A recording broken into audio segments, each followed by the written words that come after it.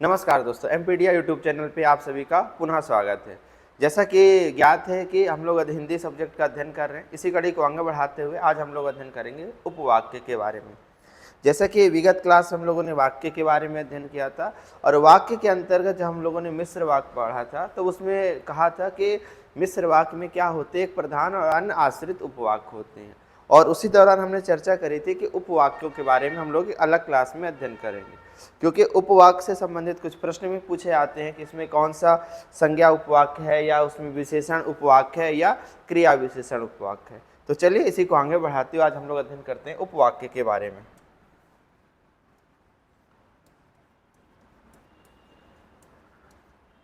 उपवाक्य, जैसा कि नाम से स्पष्ट क्या लिखा है, उपधन वाक्य।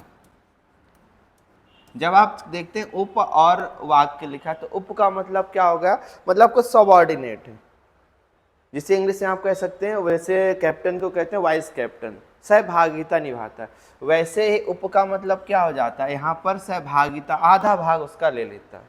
तो यहाँ से आप याद रखिएगा वाक्य का जो भाग होता है वही क्या होता है, उपवाक्य कहलाता है।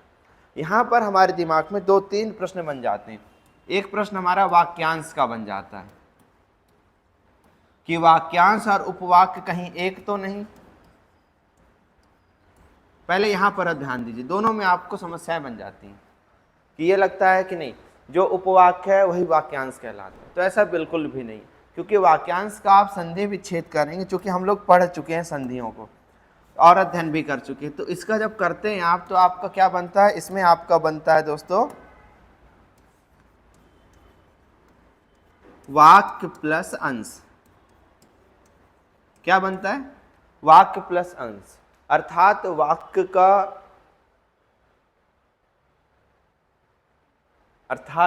का जो भाग होता है उसे हम कहते हैं क्या, वाक्यांश। मतलब एक पूरा का पूरा वाक्य लिखा हुआ है, उसका कुछ भी थोड़ा बहुत वाक्य उठा लिया गया, कुछ शब्दों का समूह उठा लिया गया, तो हम उसे कहते हैं वाक्यांश। अब उपवाक्य क्या होते हैं, किसी भी वाक्य में कितने उपवाक्य हो सकते हैं, तो यह निर्धारित करती हैं क्रियाएं। क्या निर्धारित करती हैं, क्रियाएं। अर्थात जिस भी वाक्य में कोई भी वाक्य दिया गया है उस वाक्य में जितनी भी समापिका क्रियाएं होंगी, क्या होंगे, जितनी भी समापिका क्रियाएं होंगी उतने ही उपवाक्य कहलाएंगे। अब चूंकि ये शब्द जो है तो एक नया सा शब्द है, समापिका क्रिया, इस पर भी हम लोग विस्तृत अध्ययन करेंगे। अब इसके बाद हम लोग शीघ्र उन्हीं टॉपिक्स पे पहुंचेंगे जिससे आप लोग इंग्लिश में कहते हैं पार्ट ऑफ स्पीच। क्या कहते हैं, पार्ट ऑफ स्पीच कहते हैं, उनके भी अध्ययन करेंगे हम लोग। लेकिन उसके पहले आप थोड़ा सा बस समापिका क्रिया हम यहीं पर आपको समझाने का प्रयास कर रहे हैं। तो क्या लिखा है, समापिका मतलब समाप्त हो जाए वाक्य, क्या हो जाए, समाप्त। तो यहाँ पर आप याद रखिएगा कुछ क्रियाएं ऐसे होती हैं जो वाक्य के अंत में आती हैं, वाक्य को समाप्त करती हैं, तो उन्हें हम क्या कहते हैं, समापिका क्रियाएं कहती हैं। तो याद, जैसे हमने कहा राजू पुस्तक पढ़ता है, हमने क्या कहा, राजू पुस्तक पढ़ता है। तो अब यहां पर देखिए ये वाक्य हमने लिख दिया, क्या लिखा आपका, राजू पुस्तक पढ़ता है। जब हम ये लिखा हमने दोस्तों, तो आप देखिए ये जो पढ़ना जो क्रिया है यहां से क्या हो गया, इसने हमारे पूरे वाक्य को समाप्त कर दिया कि नहीं कर दिया, इसलिए पढ़ना क्या हो गया, आपके समापिका क्रिया। तो हमेशा याद रखिएगा कोई भी वाक्य यदि दिया गया है उस वाक्य में जितनी समापिका क्रियाएं होंगे उतने ही उपवाक्य होंगे। तो आप एक पॉइंट हम मेंशन कर लेते हैं, क्या मेंशन कर लेंगे, नोट करके, नोट बना के लिखिएगा कि किसी भी वाक्य में जितनी समापिका क्रियाएं होती हैं उतने ही उपवाक्य होते हैं। तो आप लिख लीजिए नोट बनाकर,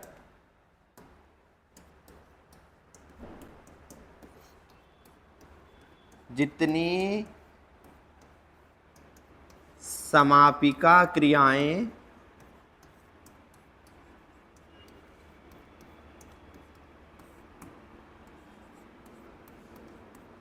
उतने ही उपवाक्य। मतलब समापिका क्रियाओं की संख्या इज इक्वल टू उपवाक्यों की संख्या। क्या याद रखेंगे आप लोग कि समापिका क्रियाओं की संख्या इज इक्वल टू उपवाक्यों के संख्या। ये आपका मैथमेटिकल स्वरूप में आप याद कर सकते हैं बड़े ही आसान तरीके से, ठीक। और हमेशा याद रखिएगा उपवाक्य क्या होता है, उपवाक्य में भी वाक्य छिपा है कि नहीं छिपा है, दिख रहा है कि नहीं दिख रहा, मतलब उपवाक्य वाक्य का ही भाग होता है। जैसे वाक्यांश होता है उसी प्रकार से उपवाक्य भी होते हैं।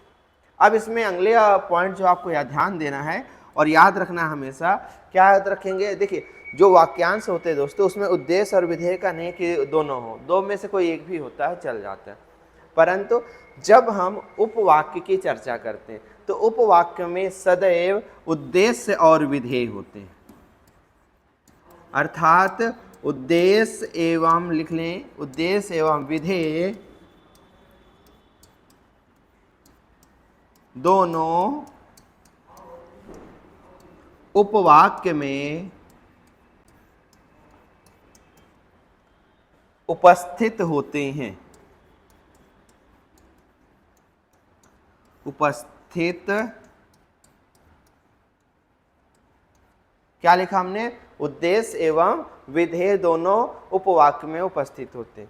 जैसा कि हमने विगत क्लास में अध्ययन किया था, विगत लेक्चर में, कि उद्देश्य और विधेय क्या होते हैं, तो संक्षिप्त में अभी हम फिर से चर्चा कर ले रहे हैं। यदि हम उद्देश्य की बात करते हैं तो उद्देश्य का मतलब होता है कर्ता। क्या होता है, कर्ता, जिसे आप इंग्लिश में कहते हैं, क्या कहते हैं इंग्लिश में, आप कहते हैं सब्जेक्ट, ठीक। और विधेय के अंतर्गत क्या आ जाता है, सब्जेक्ट के अतिरिक्त जो भी बचता है, क्या क्या बचता है अपना, कर्म प्लस क्रिया और इनका जो भी विस्तारक होता है वो सब क्या कहलाता है, विधेय। तो ये दो पॉइंट आपको याद रखना है। पहला पॉइंट क्या लिखना, जितनी समापिका क्रियाओं की संख्या इज इक्वल टू उपवाक्यों की संख्या। कभी भी आपसे एग्जाम में पूछ लिया जाए, कोई वाक्य देगा इसमें कितने उपवाक्य हैं, इसका एक उदाहरण देखते हैं।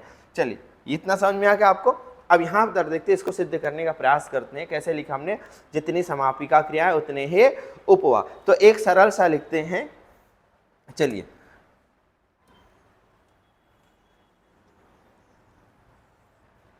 जैसे लिखेंगे, पहला एग्जाम्पल, यदि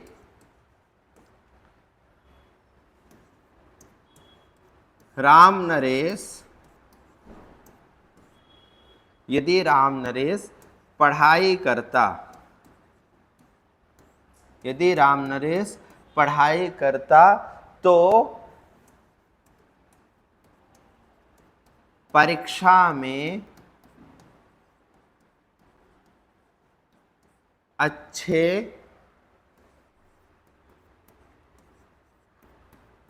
अंकों से उत्तीर्ण होता, ठीक। अब यहां पर देखिए, अब इसमें पूछ लिया जाए, ये जो वाक्य दिया गया है इसमें कितने उपवाक्य होंगे। क्या पूछा गया, ये जो वाक्य दिया गया है इस वाक्य में कुल कितने उपवाक्य होंगे। तो आप क्या देखेंगे, कितनी क्रिया है समाप्त का, एक ये है, एक उत्तीर्ण होना। दो चीजें आ रही कि नहीं आ रही, तो जब दो आ रहे हैं तो यहाँ पर कितने आपके हो जाएंगे उपवाक्य, तो इस संपूर्ण वाक्य में कुल कितने उपवाक्य, दो उपवाक्य हुए। कितने हुए, दो उपवाक्य हुए। इस प्रकार जब भी कोई भी वाक्य आ जाए तो आप क्या ध्यान देंगे, कितनी समापिका क्रियाएं होती हैं, जितनी समापिका क्रियाएं उतने ही उपवाक्य होंगे। अब आगे हम लोग देखते हैं दोस्तों इसके प्रकार, क्योंकि आपसे पूछा जाएगा उपवाक्य के कितने प्रकार होते हैं। तो प्रकार जब हम देखते हैं तो चलिए यहां लिखा हमने प्रकार, और इसके होते हैं दोस्तों तीन प्रकार। कितने प्रकार होते हैं, तीन प्रकार होते हैं। तीनों प्रकार हम लोग लिखते हैं। पहला प्रकार लिखिए, पहला आपका होता है संज्ञा उपवाक्य, ठीक। दूसरा होता है आपका विशेषण उपवाक्य। कौन सा होता है,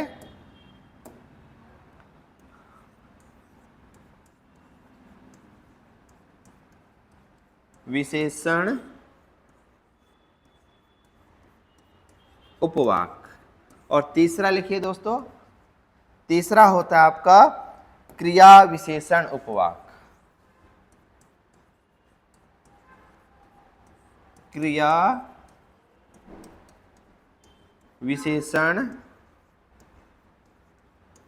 उपवाक। अब आपसे सिंपल सा प्रश्न पूछा जाएगा, क्योंकि एग्जाम के वजह से इतनी कठिनाइयां नहीं होती जितना हम लोग सोच कर चलते हैं। तो क्या देखा हमने, पहला हो गया संज्ञा, दूसरा विशेषण, और तीसरा आपका हो गया क्रिया विशेषण उपवाक। अब देखिए प्रकार तो हो गए, यहां से एक प्रश्न आपका ये बन जाएगा, निम्न में से कौन सा उपवाक्य का प्रकार नहीं है। तो कौन सा नहीं है, इन तीन को छोड़कर कुछ भी आ जाए, सर्वनाम उपवाक्य दे दिया जाए, बात उपवाक्य दे दिया जाए, या कोई अन्वय दे दिया जाए, या कुछ भी कर दिया जाए, तो आप याद रखेंगे केवल तीन आधार होते हैं, संज्ञा विशेषण और क्रिया विशेषण। ठीक है। अब किसी भी वाक्य में संज्ञा उपवाक्य का प्रारंभ कहां से होता है, तो सभी की पहचान लिखते हैं और याद रखिएगा प्रारंभ तो जहां जो पहचान लिख रहे हैं हम लोग ना, वहां से ही उपवाक्य का प्रारंभ होगा। क्या होता है, जहां जो पहचान लिख रहे हैं वहीं से उपवाक्य का प्रारंभ होगा, और वो कहां तक जाता है, जहां तक समापिका क्रियाएं नहीं हो जाए, या तो स्टार्टिंग से भी हो सकता है या मध्य से भी हो सकता है। तो इसकी पहचान क्या, इसकी पहचान है दोस्तों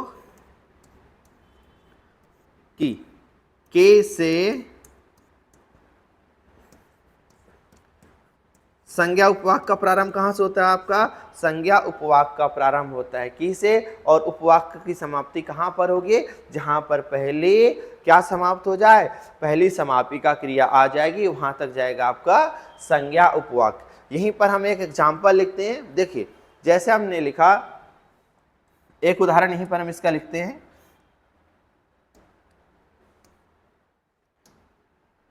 क्या लिखा दोस्तों हमने लिखा महात्मा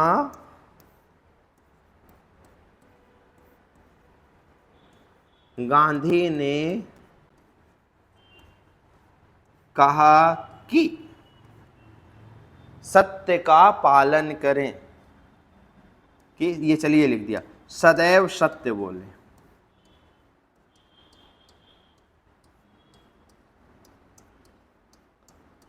क्या लिखा हमने, महात्मा गांधी ने कहा कि सदैव सत्य बोले। अब आपसे प्रश्न आ जाएगा कि ये जो वाक्य लिखा गया है, इस वाक्य में संज्ञा उपवाक्य कहां से कहां तक है। क्या प्रश्न आएगा कि संज्ञा उपवाक्य कहां से कहां तक। अब विकल्प एक, महात्मा गांधी ने कहा, विकल्प बी के सदैव सत्य, विकल्प सी सदैव सत्य बोलो, विकल्प डी के सदैव सत्य बोलो। तो कहां से कहां तक आपका आंसर हो जाएगा, आपका आंसर हो जाएगा दोस्तों यहां से, कहां से, के सदैव सत्य बोलो। ये पूरा क्या कहलाएगा, ये पूरा आपका कहलाएगा संज्ञा उपवाक्य। क्या कहलाएगा, मतलब यह के से प्रारंभ हो रहा है, और जहां तक वाक्य में क्रिया समापिका क्रिया बोलना क्या हो गई, समापिका क्रिया हो गई, तो यहां से कहां तक हो गया, आखिरी तक हो गया। क्लियर है दोस्तों। अब भरोसा है कि आप गलत नहीं करें। जैसा हमने कहा, एक उदाहरण और बोलते हैं कि उसका विचार है कि, क्या कहा हमने, उसका विचार है कि तुम सफल हो जाओ। क्या कहा हमने, उसका विचार है कि, लिखते हैं यहां पर,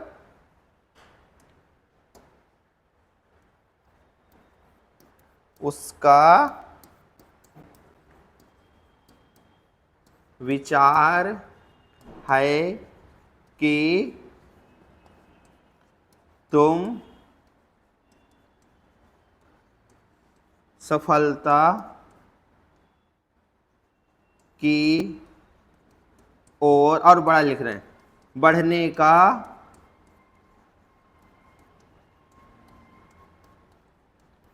प्रयास करो। बहुत बड़ा वाक्य हो गया देखने में। क्या लिखा हमने, उसका विचार है कि तुम सफलता की ओर बढ़ने का प्रयास करो। अब इसमें कहां से कहां तक संज्ञा उपवाक्य है, तो आप क्या बताएंगे, इसमें कहां से कहां तक है दोस्तों, तो के से प्रारंभ, हमने पहचान लिखा है ना के, तो के से प्रारंभ होगा और कहां तक जाएगा, करो तक। तो यहां से लेके ये पूरा आपका क्या हो गया, ये पूरा हो गया आपका संज्ञा उपवाक्य। ठीक, तो आप पहचान लेंगे आसानी से कि के से प्रारंभ होता है और जहां तक आखिरी समापिका क्रिया ना आ जाए वहां तक चलता है आपका संज्ञा उपवाक्य। क्लियर? चलिए अब विशेषण उपवाक्य देखते हैं हम लोग।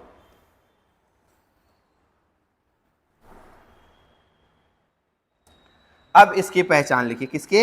विशेषण उपवाक्य की। इसकी पहचान आप लिखेंगे, देखिए इसका जो प्रायः पूछा जाता है कहां से? जो का हमेशा पूछा जाता है, तो आपकी पहचान क्या हो जाएगी? जो, जिसे, जो, जिसे, जिनको, जो, जिसे, जिनको, जिसके, ये आपकी क्या हो गई? इसकी पहचान हो गई। जो, जिसे, जिनको, जिसके, यदि ऐसा कुछ आ जाए तो क्या हो जाएगा? वहां से विशेषण उपवाक्य का प्रारंभ होता है। तो जो के ही परिवर्तित रूप, इसलिए हमने सबसे पहले जो लिखा है। जो से क्या बना? जिसे, जिनको, जिसके, और आप ये भी लिख सकते हैं जिसने। तो जो के परिवर्तित रूप भी क्या बने? जो, जिसे, जिनको, जिसके, जिसने। इनसे यदि कोई वाक्य प्रारंभ होता है तो आपका क्या कहलाएगा? वो विशेषण उपवाक्य कहलाता है। जैसे मान लीजिए एक उदाहरण हम यहां से चालू करते लिखना। एक उदाहरण लिखते हैं, देखिए मान लीजिए हमने लिखा दोस्तों, एक सिंपल सा उदाहरण है, हमने लिखा जो व्यक्ति, जो व्यक्ति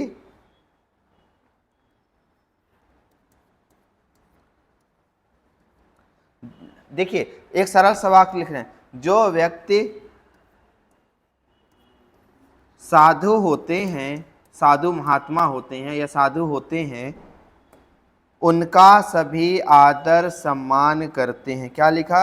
जो व्यक्ति साधु होते हैं उनका सभी आदर करते। चलिए इतना ही लिख रहे हैं, आदर सम्मान नहीं आएगा हमारे बोर्ड पे। क्या लिखा हमने? जो व्यक्ति साधु होते हैं उनका सभी आदर करते हैं। अब दोस्तों यहां पर भी वही चीजें आपको ध्यान देनी। क्या ध्यान देना है कि अभी हमने क्या कहा था, कहां से प्राप्त पहचान इनकी? यदि किसी वाक्य में जो, जिसे, जिनको, जिसके और जिसने दिख जाए, जो, जिसे, जिसको, जिसने और जिनको, यदि ये दिख जाता है तो आपका क्या कहलाएगा? वहां से प्रारंभ होगा विशेषण उपवाक्य। और कहां तक कोई भी उपवाक्य कहां तक जाता है? जहां तक समापिका क्रियाएं ना आ जाए। तो जो से प्रारंभ किया तो समापिका क्रिया कहां पर आए? है तक आए, तो ये यहां तक हो जाएगा आपका विशेषण उपवाक्य। कहां तक हो जाएगा दोस्तों? जो से लेकर होता है तक क्या हो जाएगा आपका? विशेषण उपवाक्य हो जाएगा। क्लियर हो गया यहाँ पर कि यहाँ पर उपवाक्य कौन सा उपवाक्य है? विशेषण उपवाक्य। क्यों है? क्योंकि यहाँ पर जो लगा हुआ है। ठीक, इसी प्रकार एक एग्जाम्पल हम और देखते हैं जिससे हम बहुत आसानी से समझ सके। जैसे हमने लिखा, चलिए इसे मिटा देते हैं, यहीं पर लिखते हैं,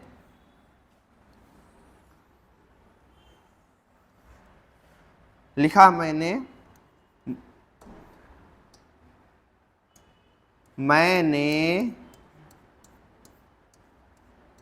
एक कन्या देखी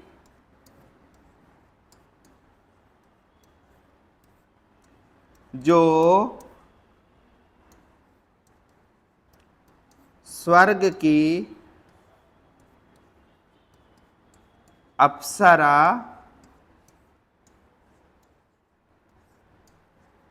उर्वशी से भी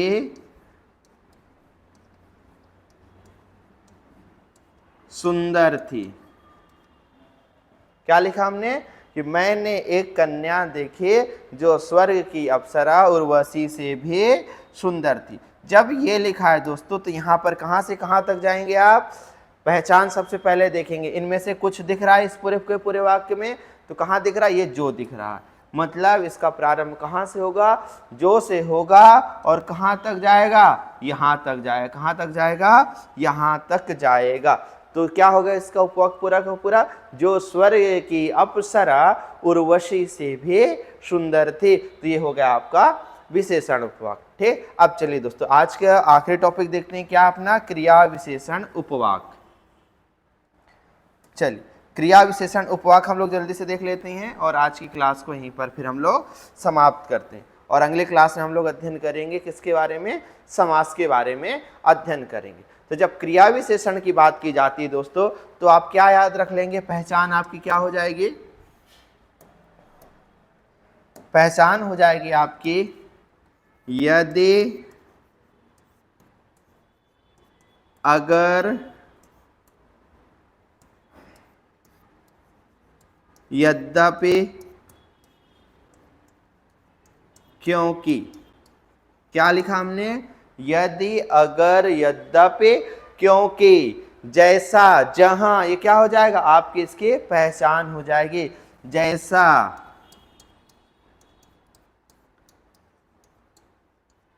जहां जितना।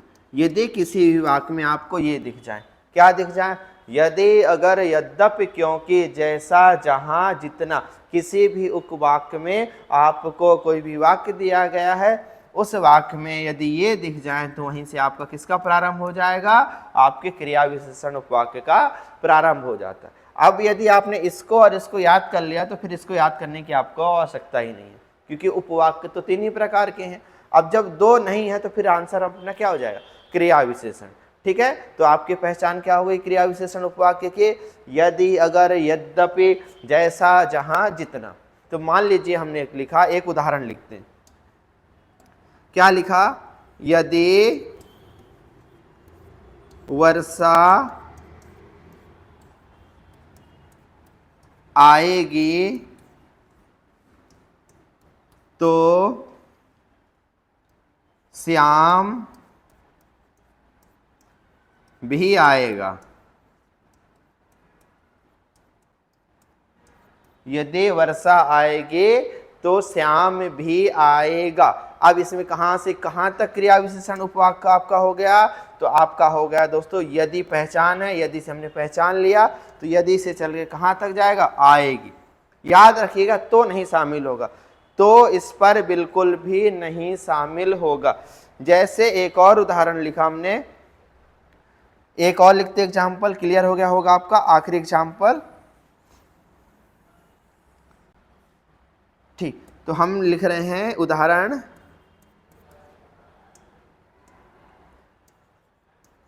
वह कल मुझसे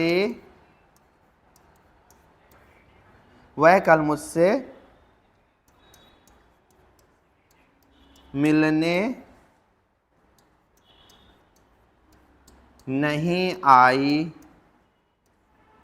वह कल मुझसे मिलने नहीं आई क्योंकि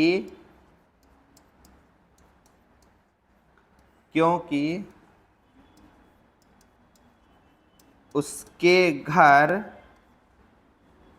घर पूजा थी। क्या लिखा हमने, वह कल मुझसे मिलने नहीं आई क्योंकि उसके घर पूजा थी। तो जब ये लिखा है दोस्तों, तो कहां से कहां तक का आपका संज्ञा उपवाक्य होगा, तो आपका आंसर क्या हो जाएगा, क्योंकि से लेकर थी तक। ये हो जाएगा आपका, सॉरी क्या हो जाएगा, क्रिया विशेषण उपवाक्य। तो आप पहचान लिए होंगे कि उपवाक्य क्या होते हैं। ठीक है दोस्तों, इस प्रकार से हमारी आज की क्लास समाप्त होती है। अब हम लोग अगली क्लास में अध्ययन करेंगे समास के बारे में, और समास के तत्काल पश्चात क्या अध्ययन करेंगे इस पर हम लोग फ्यूचर पर छोड़ देते हैं। ठीक है, तब तक के लिए नमस्कार।